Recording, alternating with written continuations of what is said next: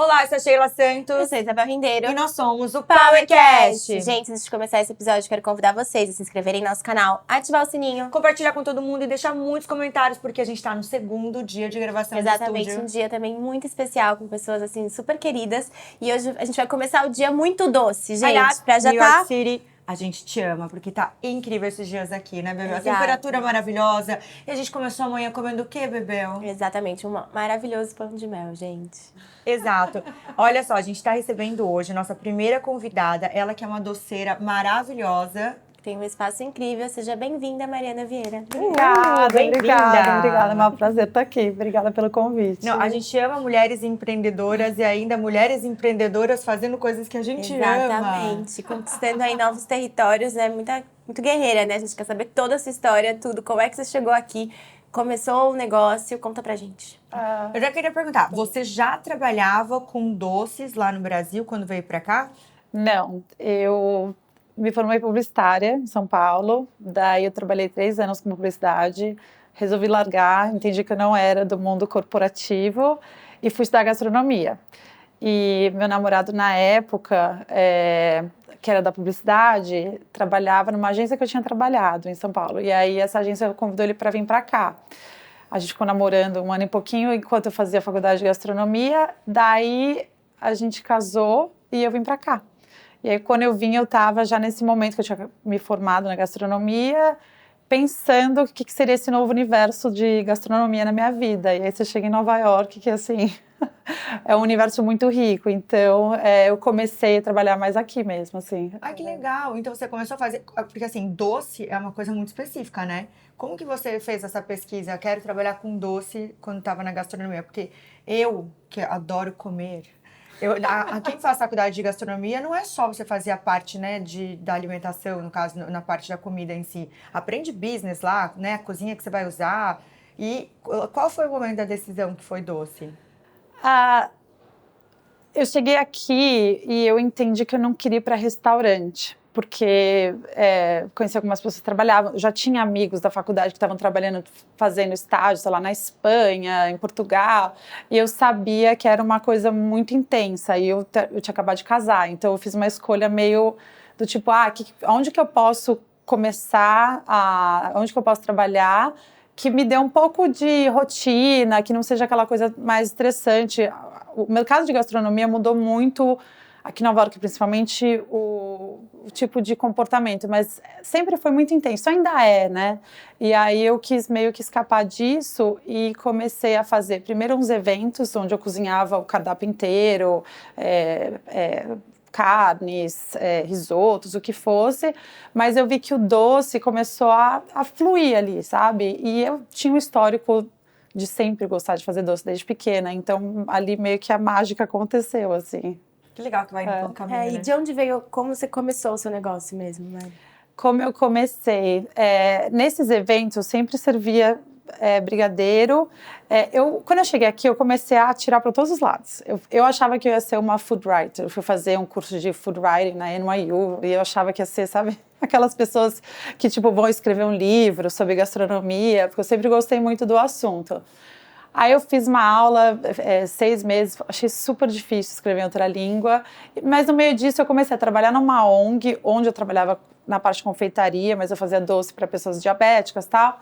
E comecei a entender que o doce, ele tinha um pouco dessa coisa um pouco mais planejada, que eu gostava muito, porque eu sempre, o doce para mim sempre, eu desde pequena cozinhava na casa da minha avó, e eu vi que ia fazer sentido na minha vida. E acabou acontecendo, porque eu fazia os eventos, sempre servia brigadeiro, pão de mel, e era o que as pessoas me ligavam para pedir depois.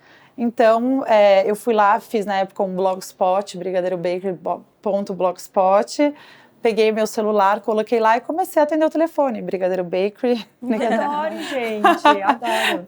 Daí começou a acontecer ali, assim. Aí eu comecei a receber ligações, por exemplo, a Macy's, que é aquela loja de departamento grande daqui, uma vez eles me ligaram, eles queriam pedir 900 brigadeiros. Que incrível.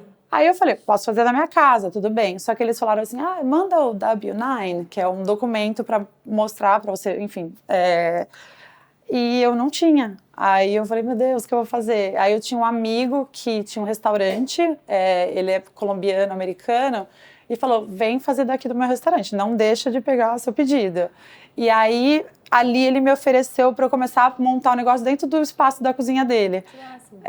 Eu fiquei ali 2 anos e pouquinho, e ali o negócio meio que aconteceu mesmo, porque foi ali que eu contratei meus primeiros funcionários, abri o negócio mesmo, ali que ele se formou mesmo. E aí, depois de 2 anos, a gente resolveu dar o passo de abrir a loja mesmo, que a gente está lá há 8 anos agora. E é literalmente around the block, tipo, no mesmo quarteirão, assim, aqui no Sorro mesmo, tipo, no mesmo quarteirão. Então, Que legal. Eu vou perguntar então, né? Vamos falar um pouco do negócio também. Quando você começou na cozinha lá, quais foram as primeiras contratações que você viu que precisava de auxílio? Como foi essas contratações? Primeiro foi cozinha mesmo, assistente de cozinha. Então eu tinha uma assistente de cozinha que depois virou minha babá. Mas aí depois eu contratei mais uma. Vinham meio que pelo restaurante, porque era assim, o restaurante tinha, sei lá, o cozinheiro, eu perguntava para ele, eu tô procurando alguém para me ajudar. E aí toda a parte de fazer a contratação, esse meu amigo, ele foi muito generoso comigo, porque eu falo que era a história do João e Maria, que sabe que eles vão jogando sementinhas, e eu era o passarinho que vinha atrás comendo, porque ele me deu a oportunidade de eu viver um negócio, um food business, dentro do negócio dele. Então, onde é que compra farinha? Como é que você acha seus fornecedores? Onde você contrata? Como é que você paga seus impostos? Então, eu comecei a usar meio que da rede dele ali para eu aprender os meus. Depois, obviamente, eu fui achando os meus também. Então, foi mais ou menos assim. Legal. Ótimo. Como é importante a gente ter alguém no início, né, que dá aquele suporte, porque senão você talvez, sei cozinhar, mas e o resto, né? Você teve esse momento que você falou, preciso aprender um pouco mais de business mesmo? Sim. Eu tive, ao longo do negócio, no começo, o meu ex-marido ajudava um pouco, depois eu tive uma pessoa comigo que também chamava Mariana, que foi muito legal. Ela ficou comigo 4 anos, que me ajudou bastante nessa parte, mas ela acabou mudando da cidade. E aí eu fiquei bastante sozinha. E aí foi bem difícil, porque eu vi que eu tinha essas limitações mesmo, de não saber. Eu era bem doceira, mas eu não era uma gestora. E aí, 2019 foi um ano bem difícil, assim, que eu camelei bastante. E aí veio a pandemia, ficou bem mais complexo, mas aí a pandemia foi aquela escola dura que, tipo, ou você aprende ou você aprende. E aí, para mim, hoje em dia, muito do meu trabalho é me melhorar como gestora para o negócio crescer mesmo, assim. Que legal. Vou continuar perguntando dos processos. Tá. Você começou empreendendo aqui, né? Nos Estados Unidos, então. Acabou virando uma empreendedora. Queria ver um termômetro, né? De como que você vê o negócio sendo transformado aqui nos Estados Unidos. Porque muita gente tem vontade de empreender aqui. Hoje você tem um negócio que é super consolidado, super conhecido. E como que esses points para trazer até, obviamente, acho que a gente aprende empreendendo todos os dias. Mas como é empreender nos Estados Unidos? É fácil, é difícil? A parte do interno mesmo, né? De abrir uma empresa, de abrir os setores. Como que funciona isso aqui? Eu acho que certamente é diferente do Brasil. E eu acho que em partes mais fáceis. Eu acho que a burocracia é bem mais simplificada. Eu acho que o americano é muito prático. Os processos são meio que auto-explicativos e tem muito suporte. Quando eu montei o meu negócio, eles têm o Small Business Administration, que é um departamento do governo que dá todo o apoio, se você precisar de financiamento. Eles são bastante ativos. E conseguir dinheiro aqui não é tão difícil. Se você tem um crédito razoável, você tem muita oferta. Ainda mais, era uma questão muito interessante, assim, ainda mais quando você é minoria, no meu caso, mulher, latina, e eu tinha um pouco de receio de, tipo, sabe, check the boxes, assim, sabe? Porque, e aí uma mulher do SBA falou pra mim, ela falou, nossa, por que você não quer colocar? Eu falava assim, parecia que eu tava Pedindo alguma coisa. fazendo uso de uma coisa que não era pra mim, sabe? E daí ela falou, mas você check those boxes, tipo assim, você confere nessas. Então, se tem programas que são mais disponíveis para esse perfil, então eu comecei nesse sentido a receber mais suporte e tal e aprender a navegar. Aonde que eu acho que é mais difícil é se consolidar dentro do público americano mesmo, que eu acho que é muito diferente da gente, não cresceu com as mesmas referências, se comunica de uma maneira diferente.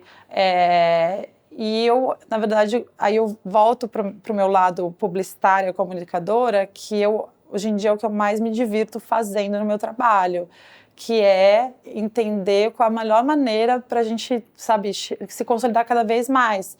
Porque quando a gente começa um negócio brasileiro aqui, muito do nosso público que vem é o brasileiro que mora aqui, que vai levar na escola do filho, que vai levar no aniversário do amigo. Mas a comunidade brasileira aqui, ela tem um tamanho, né? Então, para você chegar a sair desse, vamos dizer, a poder expandir, você tem que entender que o teu público vai além daquele, né? E esse público em Nova York, principalmente, ele é um público muito educado, assim, ele é educado no sentido de ter conhecimento de muita coisa. Então, para você conquistar essa pessoa, você não pode simplesmente, tá aqui um docinho. Não, você tem que saber falar, você tem que ter consistência de produto, você tem que ter um site, sabe? Tudo muito bem americano, muito bem estruturado. Por mais que você seja pequeno, você tem que ser muito funcional. Então, chegar nisso, eu acho que é um grande desafio e eu acho que a gente, graças a Deus, faz cada vez melhor, assim mesmo. E conta pra gente, já pegando esse gancho, quais foram as coisas que você aprendeu em marketing, que você falou, caramba, isso funciona aqui, que nunca funcionaria lá no Brasil? Que não funcionaria no Brasil? Eu acho que tem essa... que não funcionaria no Brasil. Uma coisa que eu vejo que é muito diferente, que eu faço uso bastante... que eu acho que, pensando, funciona no Brasil também, é entender muito da onde o consumidor está vindo. Porque o que eu tenho é muito diferente do que ele consome. Quando a pessoa está com desejo de comer um doce, as pessoas aqui, por mais que o brasileiro fale, cupcake não é gostoso, para eles é o gostoso. Então, eu tenho que entender da onde que ele está vindo e aonde que eu posso construir uma ponte de interesse ali para ele. Então, assim, uma estratégia que eu fiz muito e ainda faço é fazer um brigadeiro que ele é de um sabor bem americano. Peanut butter, biscoito Oreo, agora a gente está fazendo agora de baunilha, que é do Pride. É você se colocando, fazer um meio do caminho, sabe, para ele, para que daí ele não tenha tanto receio de falar, o que é esse negócio, sabe? Mas ele, Oreo eu já sei o que é, então talvez eu queira comer isso. Que eu acho que não sei se não funcionaria no Brasil, acho que eu não sei te responder essa pergunta. Não precisa ser que não funcione, mas que seja diferente, que você não pensaria, sabe? Uma coisa que você aprendeu aqui, que você falou, caramba, isso dá muito certo. Eu acho que customer service aqui é um universo muito interessante, assim. Meus pais tiveram varejo a vida inteira. E eu acho que existem questões muito culturais ligadas a customer service, desde a maneira do atendimento, que é muito diferente.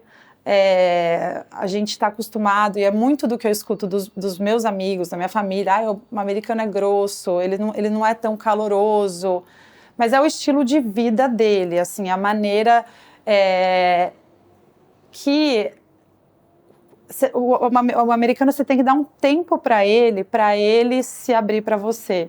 Uma vez que ele fica, vamos dizer, ele constrói um relacionamento, seja com a sua marca, ou até uma amizade, depois ele é muito fiel, ele é muito dedicado.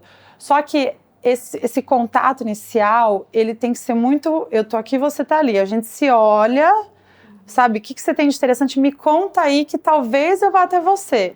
Mas se, aquela coisa que a gente tem numa loja no Brasil, mas prova isso, prova aquilo, eles não são tão receptivos. Então, e para tudo, assim, eles são muito solution-oriented, sabe? Quando dá um problema num pedido, às vezes a pessoa...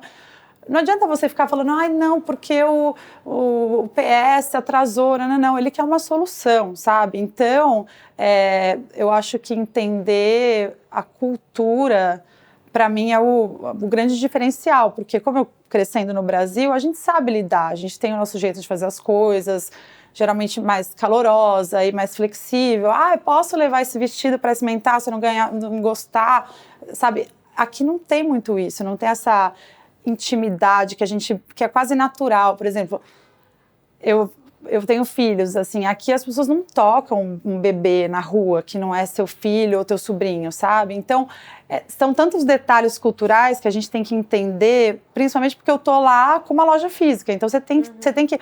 Como é que se aborda? Eu tive muitas questões de, tipo, ter funcionário brasileiro ou ter funcionário americano. O que é o melhor? Eu já transitei momentos que eu só tinha funcionário americano. Hoje em dia eu tenho uma mescla. Eu tenho bastante latinos, porque ele entende do produto, digo assim, não necessariamente só brasileiros. Tem a questão de saber se comunicar bem com as pessoas. Então, eu acho que para mim o customer service é muito diferente nos dois países, assim. Então vou fazer esse push de falar sobre pessoas. Como é a gestão de pessoas aqui? Como foi a contratação?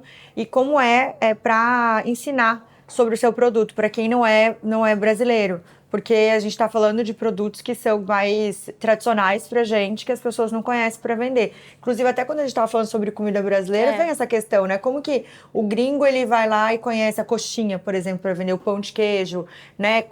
Se eles gostam do produto. Como que foi para organizar isso? É um processo de educação, assim. É um processo de educação constante. E o que envolve essa educação? Envolve conteúdo mesmo, de falar, o pão de queijo, ele é essa farinha da mandioca, que agora que eles estão começando a entender o que é a mandioca e tal, que ela é gluten-free, ela não tem glúten. E não é que uma receita de um pãozinho de queijo que foi feita uma versão sem glúten, que a maioria do que acontece é, sei lá, quero um bolo de chocolate sem glúten, você vai lá e adapta uma receita. O pão de queijo é isso. Entender que tem todos esses conteúdos que eles precisam estar ali. Eu lido muito com o nova-iorquino. O nova-iorquino, ele é o cidadão do mundo. Ele viaja o mundo inteiro, ele sabe de golfe, de vinho, de isso. Ele é muito conversador. Então, você tem que estar preparado para dar esse conteúdo para ele, que é a parte que eu acho que eu aprendo muito do meu trabalho. E por isso que eu quis ter uma loja onde eu tenho. Porque muito do meu objetivo é educar sobre a nossa comida mesmo. E para educar, você tem que ter conteúdos que vamos dizer, que sejam fáceis, que não sejam complexos, e que tragam de alguma maneira benefício. Nem que esse benefício seja a alegria de comer um doce. Mas você tem que, para mim, a comunicação, quando você está trazendo uma coisa de uma cultura diferente, é essencial, assim. Acho que eu me perdi um pouco na pergunta. Não, foi ótimo. Maravilhosa. E como que é a parte de delivery aqui? É muito latente? Porque lá no Brasil né? Você diz assim, como parte do negócio? É bem forte. É bem forte. A gente hoje em dia tem bastante concorrência dos aplicativos. Acho que igual tem no Brasil o Rappi, Uber Eats. Aqui tem muitas plataformas de delivery e tem plataformas... por exemplo, tem uma plataforma chamada Goldbelly. Ela não é uma plataforma que vai ao motoqueiro, ela é uma plataforma online que vende comida dos Estados Unidos inteiro. Então, eles são bem grandes, eles explodiram de crescer na pandemia. E a proposta deles é vender a comida. Você quer comer uma pizza de Chicago? Você tem no site deles. Você quer comer brigadeiro bacon? Tem no site deles. E tudo isso é enviado pelo FedEx, pelo UPS. que quando eu cheguei aqui, eu falava, gente, como assim, sabe? Você vai enviar um bolo. Hoje a gente envia bolo pelo correio. E chega direitinho. Chega direitinho. Ai, gente. Porque tem Massa. O Brasil embalagem. também chega, ó. Você manda pelo correio. Brincadeira. Não, os Estados Unidos, eu adoro essas coisas dos Estados Unidos. Ele consegue fazer uma coisa, porque a galera aqui é muito focada em trabalho, principalmente em Nova York, né? Sim. É muito focada pro business. Então eles arrumam um jeito de ter experiências do jeito deles, né?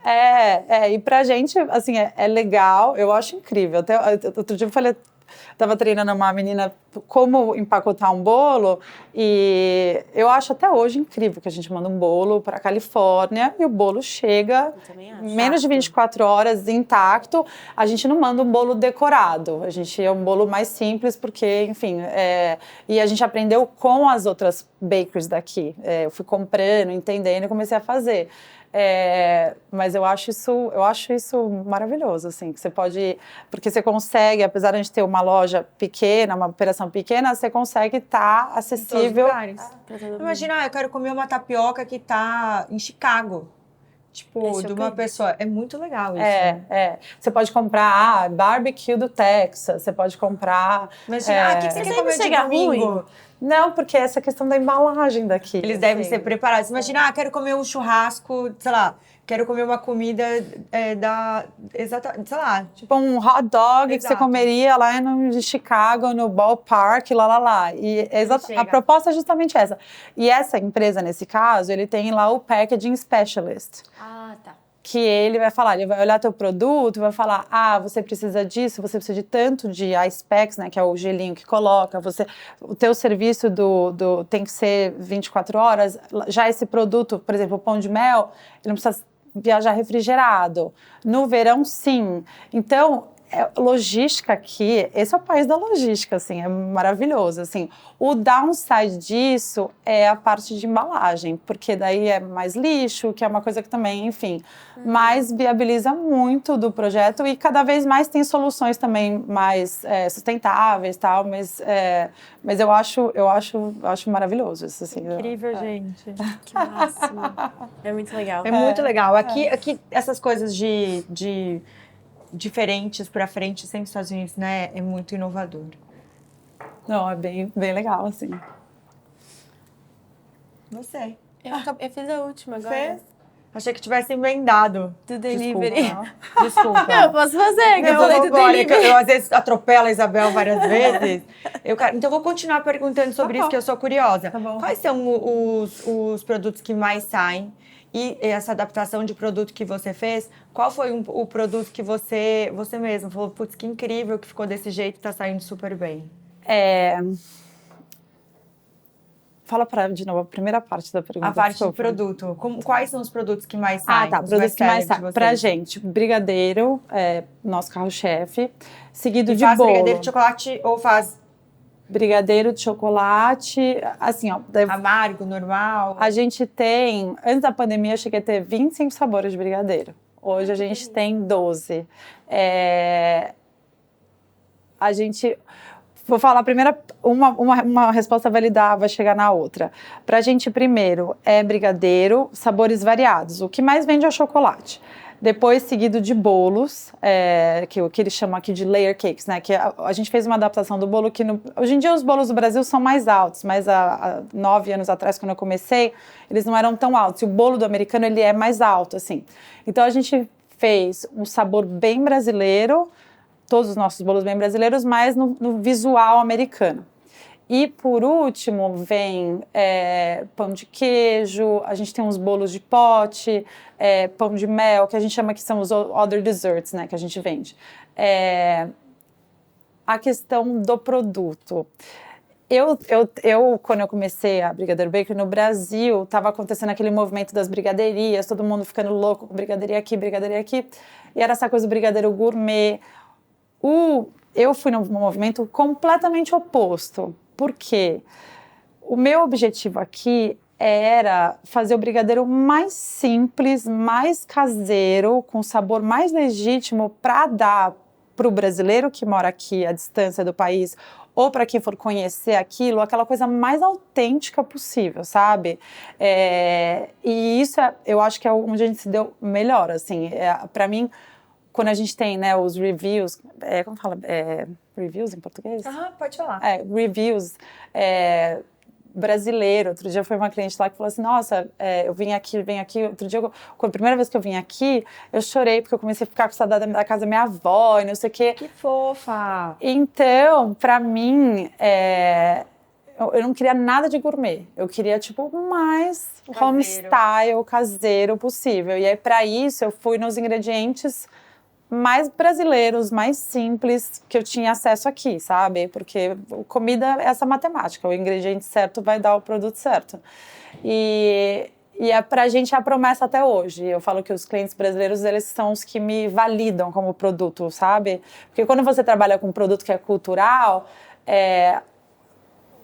quem não é daquela cultura quer saber se você está comendo. Eu estou comendo. Quando você for para a Itália, você fala, eu quero comer a pizza de verdade, lá de Nápoles, sabe? A mussarela, assim. Então, o meu papel aqui é muito esse, de produto. Então, eu sou bem... pontual em cima da receita. Consistência, tipo assim, é sempre o mesmo. A gente não muda o chocolate, a gente não muda o granulado, a gente não muda a manteiga. Tipo, é isso, sabe? Porque eu sei que uma vez que eu... E o próprio cliente meu, acabou um granulado, eu mandei com outro granulado, porque eu tenho um segundo fornecedor, às vezes acontece de ter alguma falta, ele sabe por que você não tá usando mesmo, sabe? E porque essa coisa de você ser bem legítimo mesmo, que eu acho bem forte como promessa de produto. Então acho que é isso, assim, para mim o produto, ele é bem essa coisa, mais que eu posso trazer para o Brasil dentro de uma bolinha de brigadeiro, sabe? Eu vou abrir aqui. Eu quero que vocês comam para saber se eu cheguei. Exatamente. Só que eu tô imaginando, né? Eu também tava Só que esse granulado, ele é o segundo, mas ele é maravilhoso também, tá? Não acredito. Porque acabou. Vou chamar ele. Abro. Vou abrir para você aqui, tá? Tem medo de rasgar? Espera aí que ela vou botou abrir aqui. Deixa eu abrir que tá com uma fitinha aqui, não sei. Protetor. Ai, será que tem? Temos uma... Bel, pega ali uma canetinha, por favor. Não, pode pegar uma caneta. O lápis. O lápis. Pega o lápis que tem uma pontinha melhor. Ai, consegui aqui. Gente, quem sabe faz ao vivo, viu? Abrir. Que delícia. Olha, tem trufa também, você. gente. Lindo! Ó, tem brigadeiro Vou mostrar aqui pra vocês. Olha isso, gente. Pistache. Então, pistache. Eu amo pistache, é um dos meus favoritos. Paçoca. Paçoca, exatamente. Pistache, paçoca, trufa. Eu vou ter que experimentar esse. Gente, tô ao vivo. Olha com isso. ela. Eu amo pistache. Amo. Ai, eu amo paçoca. Eu quero até tirar uma foto desse.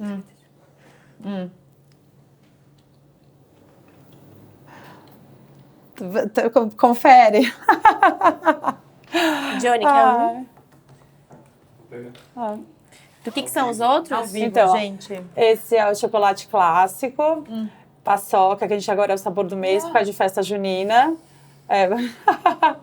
O pistache, que é um sabor que Experimentam. que aqui nos Estados Unidos eles consomem muito pistache. Não Eu vão amo também. pistache. Então, também.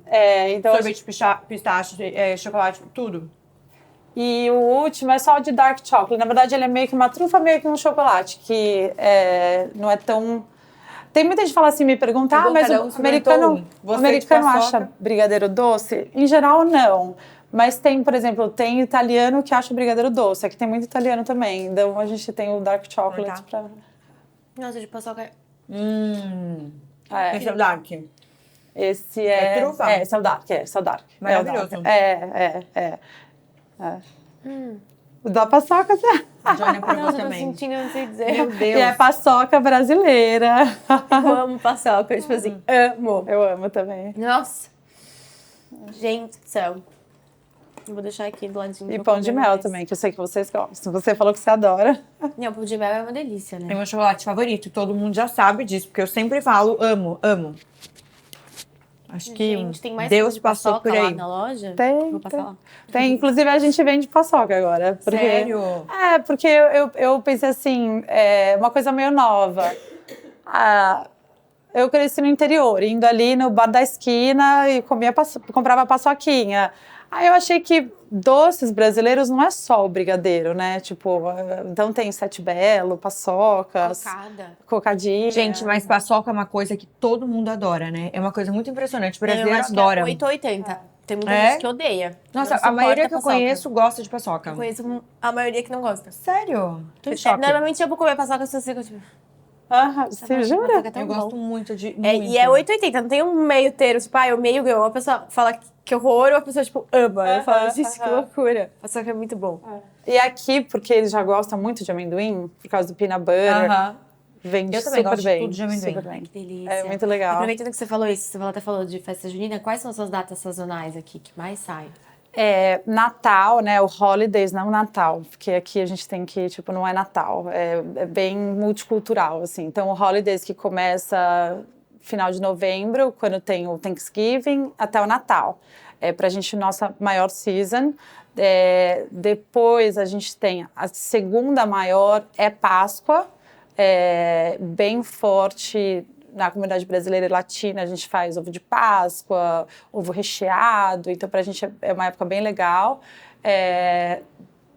Dia dos Namorados, né? O Valentine's Day também é grande.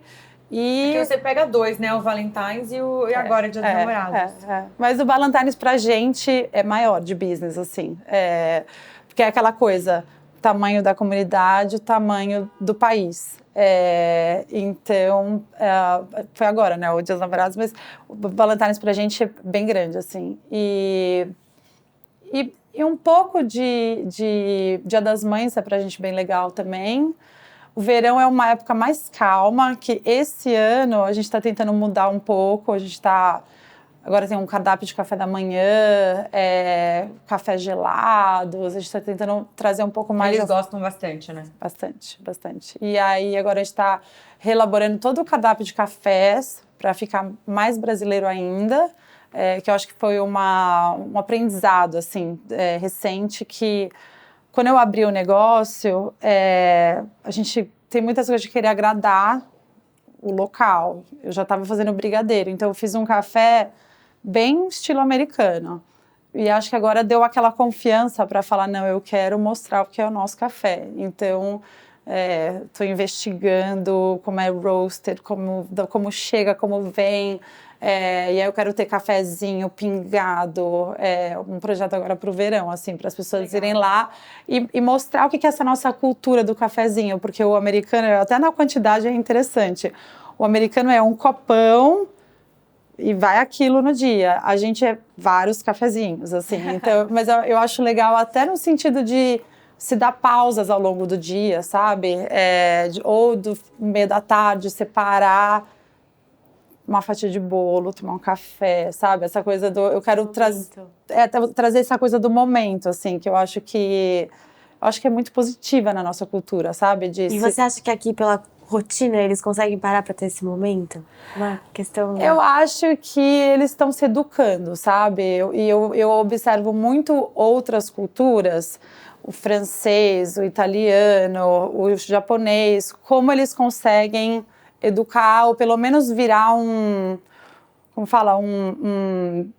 como eles consomem essas outras culturas por admirar, quantos filmes a gente não assiste que a mocinha vai se reinventar na Itália? Tipo, o americano tem esse crush na Europa, do tipo, sabe, ela foi lá e ela foi fazer a mussarela e ela se apaixonou. Então super italiano.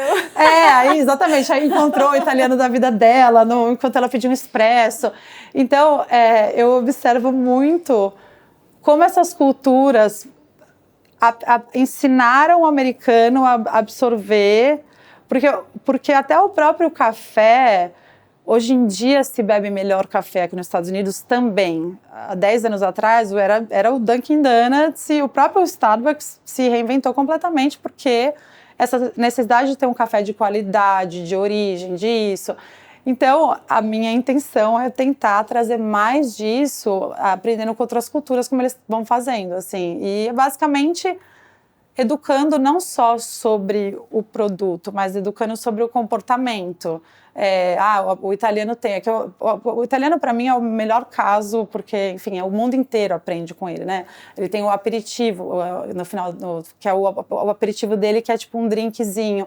Então, eu não sei se ele incorpora, o americano incorpora 100% aquilo, mas se ele incorporar 20% daquilo, já tipo, tá todo mundo tomando Aperol Spritz em Nova York, sabe? Por quê? Porque no verão da Itália é o que se toma, sabe? Então, eu quero muito aprender, tipo, a traduzir essas coisas do Brasil para cá, para que, vamos dizer, para inserir na cultura deles também. Exato. Mari, quero te perguntar então um pouco, que falar sobre doces, enfim, né, desde o brigadeiro até o bolo e etc.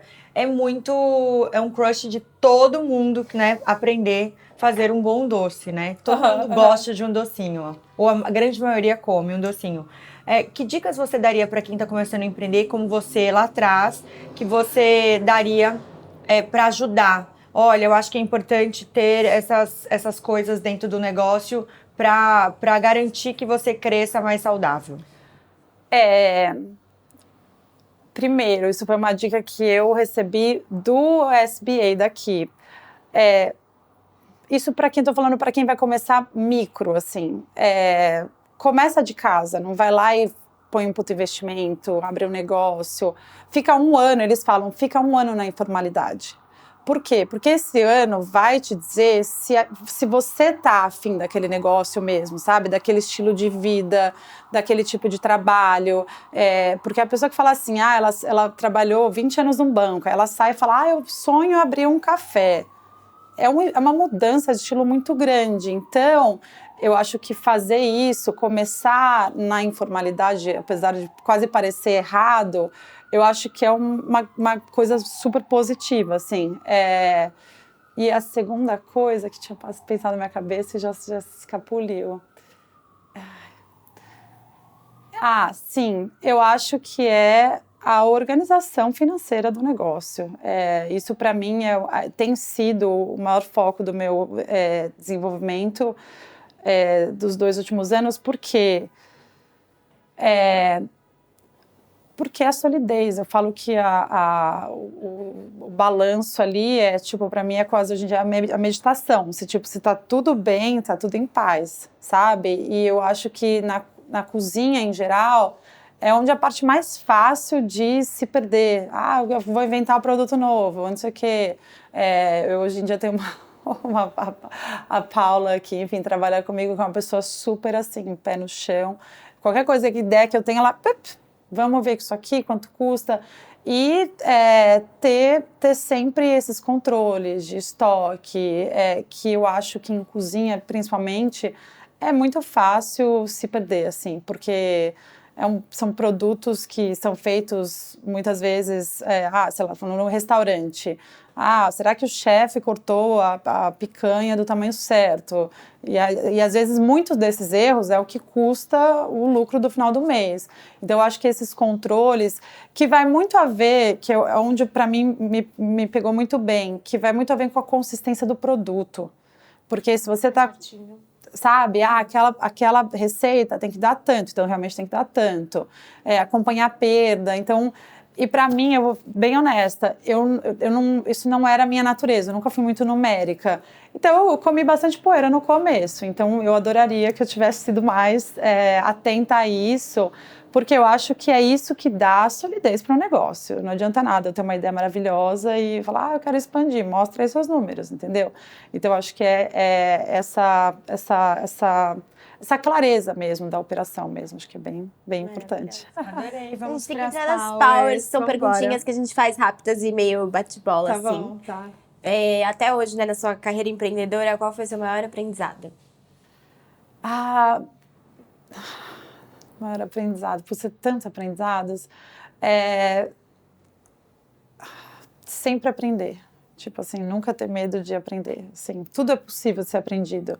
Eu tinha resistências com coisas que eu achava muito complexas e acho que isso até, de alguma maneira, não sei, eu não digo que me estagnou, mas, sabe, assim, talvez eu pudesse ter evoluído mais rápido. E quando você vê que você pode aprender tudo, sabe? Ser curiosa e eu acho que tudo flui, sabe? Adorei. Queria umas dicas, ou pode ser uma dica, 2 dicas, para quem quer empreender aqui em Nova York e ter uma marca sólida. Ser legítimo com os seus valores, assim, sabe? Eu acho que Nova York é uma cidade que tá aberta a tudo se você é legítimo, sabe? E eu acho isso muito importante. Você tem, assim, porque aqui todo mundo é muito criativo, então você tem que ter aquela tua raiz, aquele teu core muito sólido, sabe? Para onde você tá indo, o que você tá trazendo, sabe? Então eu acho isso, você vê quem aqui dá muito certo, é que tem isso muito ali, bem claro, assim. Adorei. Seu sabor preferido de doce? Ai, chocolate. Chocolate, sem dúvida. Eu assim. também adoro chocolate. Eu gosto de tudo, mas chocolate em tudo. Mari, passa as redes sociais. Onde achar a Mari? Onde achar os doces maravilhosos? Tá. Nosso site, brigadeirobakery.com. Para quem está no Brasil, pode comprar, mandar entregar para o amigo aqui, para o filho que está na faculdade. O nosso Instagram é Brigadeiro NYC, né, de New York City. Tem meu pessoal também, que se a pessoa gostar enfim, acompanhar um pouco mais do meu dia a dia, um pouco de maternidade com meus filhos, enfim, dentro do negócio, Mari Brigadeiro NYC. Então, Brigadeiro NYC, Mari Brigadeiro. Eu até vou fazer esse push de saideira. Como é a maternidade empreendendo? É louca. Eu acho que a maternidade, para mim, é mega... Espero não ser apedrejada, mas eu amo ser mãe. E eu acho que, eu sempre falo assim, eu adoro empreender, mas para mim a maternidade vem em primeiro lugar. Mas não porque eu gosto mesmo de empreender, mas porque te dá um senso de flexibilidade, de capacidade humana, sabe, de tudo, assim. Então, e eu meio que deixo as duas meio juntas ali. Meus filhos vivem dentro da loja. Eu tenho um filho de 7 anos que, assim, ele tem planos para Brigadeiro Bakery. Ai, que fofo! Já empreende lá dentro. Não, ele já empreende, assim. Ele já tem, assim, eu falo que ele é o little boss ali. E eu acho que, para mim, é bem legal, assim. Eu acho que eu aprendi a ser mais tolerante com as pessoas, aprendi a ser muito mais flexível, porque é meio que você pode ser aquela pessoa que chega no trabalho, que está sempre com mau humor e você é o chefe, a pessoa vai ter que te obedecer, teoricamente. Só que se você fizer isso com o teu filho vai virar um cara mal-humorado, grosso. Então, assim, todo aquele esforço que a gente põe na gente para fazer o filho melhor e para ensinar, para isso... Eu me vi me comunicando melhor com as pessoas, eu me vi, assim, eu acho que eu tenho um lado humano muito forte, mas, não sei, eu acho que te dá quase que superpoderes, assim, porque eu acho que, não sei, eu curto bastante, assim, eu cresci dentro de negócio, então eu vejo essa capacidade de se expandir mesmo, sabe, de gerar oportunidades maiores para outras pessoas e seguir aprendendo. Eu adoro aprender. Adorei. Gente, Obrigada muito obrigada por hoje, aqui, Mari. foi incrível nosso papo. Vocês não se esqueçam de se inscrever em nosso canal. Ativar o sininho e mandar o episódio para todo mundo, deixar um monte de comentário. Beijo, Até a gente. próxima. Até a próxima.